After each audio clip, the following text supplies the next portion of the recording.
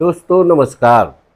No news only views पर आप लगातार देख रहे हैं कि हम आज़ादी के उन मुद्दों पर बात कर रहे हैं जिन्हें इतिहास के पन्नों पर जगह नहीं मिली, और अगर मिली भी तो बहुत छोटे में।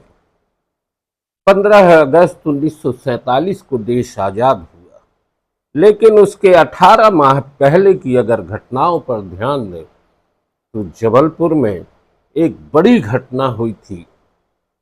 सैन्य विद्रोह हुआ था। 500 सैनिक छावनी से बाहर निकल आए थे और इंकलाब जिंदाबाद के नारे, भारत माता की जय बोलते हुए सड़कों पर दौड़ पड़ी थी। वे अनुशासित कदमों से चलते हुए तिलक भूमि तलैया पहुंच गए और उन्होंने अंग्रेजी हुकूमत के खिलाफ एक आवाज बुलंद कर दी। उनकी इस बगावत को देखते हुए अंग्रेज सैन्य अधिकारी परेशान हो गए। दिल्ली तक हड़कंप मचा और फिर मान मनौवल शुरू हुई। उन सैनिकों को जैसे तैसे समझाया गया। स्वतंत्रता सेनानी पंडित जवाहरलाल नेहरू, लाल बहादुर शास्त्री, महात्मा गांधी, सुभाष चंद्र बोस, मौलाना आजाद, लाला लाजपत राय, बाल गंगाधर तिलक, महामना मदन मोहन मालवीय जैसे तमाम नेताओं ने संदेश भेजे कि बस आज़ादी की शुरुआत हो चुकी है, आप लोग अपनी अपनी बैरकों में वापस लौट जाएं। वे लौट गए, इस भरोसे से लौट गए कि हमारे देश के नेताओं ने ये कहा है। हुआ भी वही, लेकिन सैन्य अधिकारियों ने, ब्रिटिश फिरंगियों ने उनकी इस आवाज को दबाने का एक छोटा सा प्रयास भी किया। कुछ सैनिकों को जिन्होंने विद्रोह को आवाज दी थी, उन्हें सेंट्रल जेल जबलपुर भेज दिया गया। वे जेल चले गए। जेल में भी गूंजा कि हम गुलाम पैदा हुए हैं लेकिन मरेंगे नहीं। ये बात उन सैनिकों के सीने में धड़क रही थी।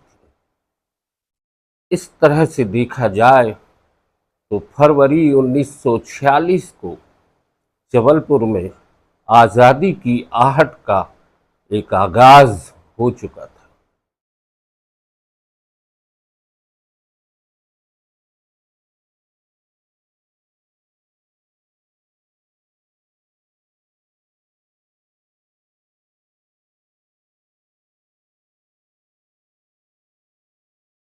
दोस्तों 27 और 28 फरवरी 1946 की घटना है।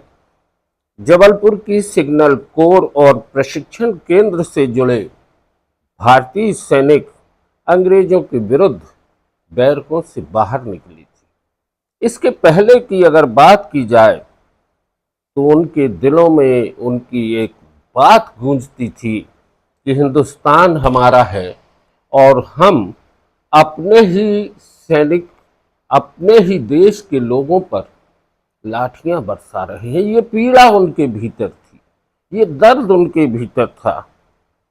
भारतीय सैनिक अब अंग्रेजों के आदेश को मानने से इनकार कर रहे थे और यह एक ऐसा संकेत था जो कि अंग्रेज हुकूमत तक पहुंच चुका था कि अब सैन्य विद्रोह हो चुका है। सैनिक हमारी कोई भी बात मानने को तैयार नहीं है।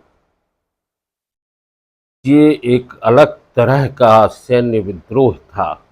विद्रोही सैनिक हाथ में सिर्फ झंडा नहीं लिए थे, उनके हाथों में थी वो ताकत, उनकी आवाज में थी वो आग जो देश की आजादी के लिए एक हुंकार बन रही थी, एक मशाल बन रही थी।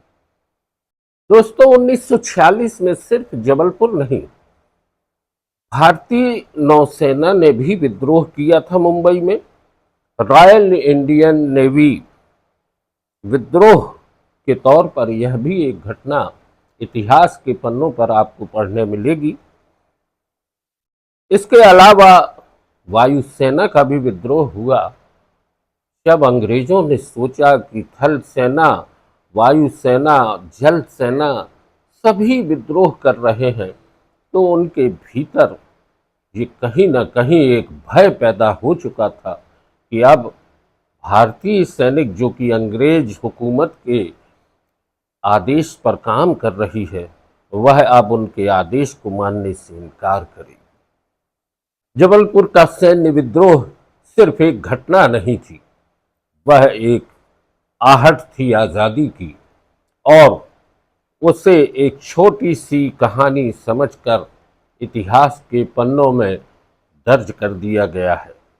दोस्तों, नो न्यूज़ ऑनली व्यूज़ के जरिए हम आपको बताना चाहते हैं कि इस धरती पर जहां हम जन्म लिए हैं, जबलपुर महाकौशल जिसे कहते हैं, ये पहले सीपीएन बरार का हिस्सा था और निश्चित तौर पर क्रांति की एक बड़ी तैयारी यहाँ से हुई थी। स्वतंत्रता संग्राम सैनिक और स्वतंत्रता संग्राम सेना के वीरों की एक बड़ी कार्यस्थली यह रही है।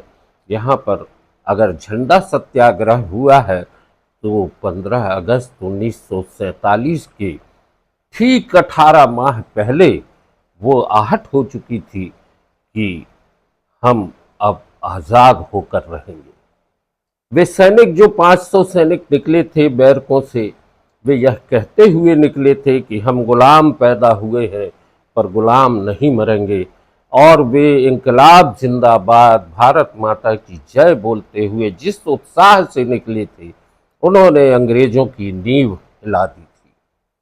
दोस्तों, वे यह संदेश भी दे गए कि आज़ादी नारों से नहीं, किसी के भाषण से नहीं, आज़ादी मिलती है एक जुनून से, एक भावना से, जब देश का आम आदमी, देश का किसान, देश का मजदूर, देश का नौजवान और देश के सेना के लोग जब खड़े हो जाते हैं तो गुलाम शक्तियां हार जाती हैं।